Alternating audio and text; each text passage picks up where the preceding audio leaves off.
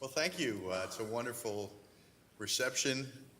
As you can imagine, this is something that my son Michael and I have been dreaming about for 5 years. And to be fair to Dan, when he said, "No, don't, don't ask me now," he said, "Ask me in a few years." At the same time, he said, "It's something we want to get to, but we can't get to it now. I'm trying to build some buildings on Roosevelt Island and enroll our first class." So I want to just touch on two things that were mentioned. One is one that Martha raised as to a way of thinking. And one of the hopes that we have for this program is that we'll introduce on campus a new breed of people. What I mean by that is people who think differently, a long-standing Cornell tradition. People who might otherwise go to a year of college and then go on and create the next Uber. These people are usually mature beyond their years. They have great leadership skills. They're polymaths. They're a different kind of young person, which I've been introduced to by my son Michael and his activities.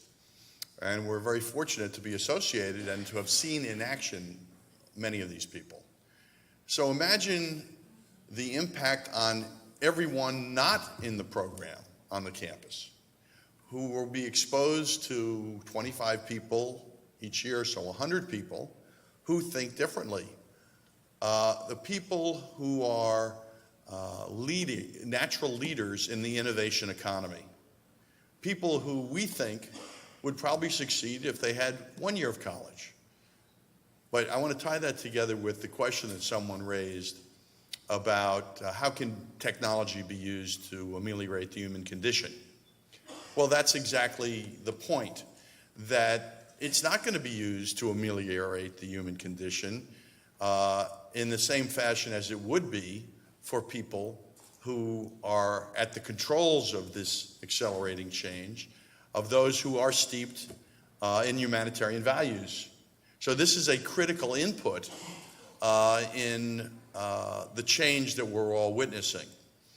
I can confess that as a 66-year-old, I take a lot of these observations on faith because I'm not fully familiar with every detail of it. But I think it's straightforward that having 100 people with these capabilities on campus, people who enjoy lateral thinking, people who are thinking of changing the world and have a track record of success up until the time they get in the program, that we'll be able to embrace those people as a university, and those people hopefully will embrace the university.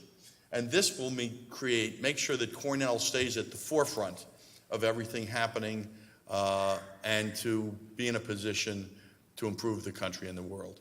So I think it's a tribute to everyone on stage. This has moved very quickly.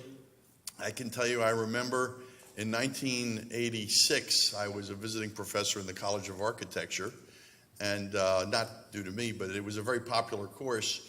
And what came out of that was a resolution that we should establish a real estate center, a degree granting program, which is currently the Baker Real Estate Center. I don't know, is Richard Baker here somewhere? Anyway, Bob Abrams, my partner for so many years in real estate investments and creating the real estate conference, the annual conference, we've now had 30 of them or more here on campus, that I taught for an entire year, and then Bob moved here. And with the administration wanting to create the real estate center, and with the faculty wanting to do it, and the regents wanting to do it, it took 10 years, literally. So here we are. It only took 5 years because Dan was busy at first. But I can think that it's a tribute to all these people, and certainly I've been working with Dan and Gretchen for a long time. And Martha, of course, well, one good thing, Martha, Martha likes to mention that when she was getting trained in computer science, there were more Igors than women.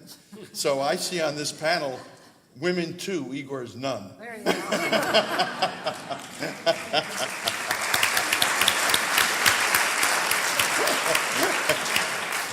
So anyway, I have high hopes for this program, and I believe there's no better place for this program than Cornell, and I'm so proud of everybody here.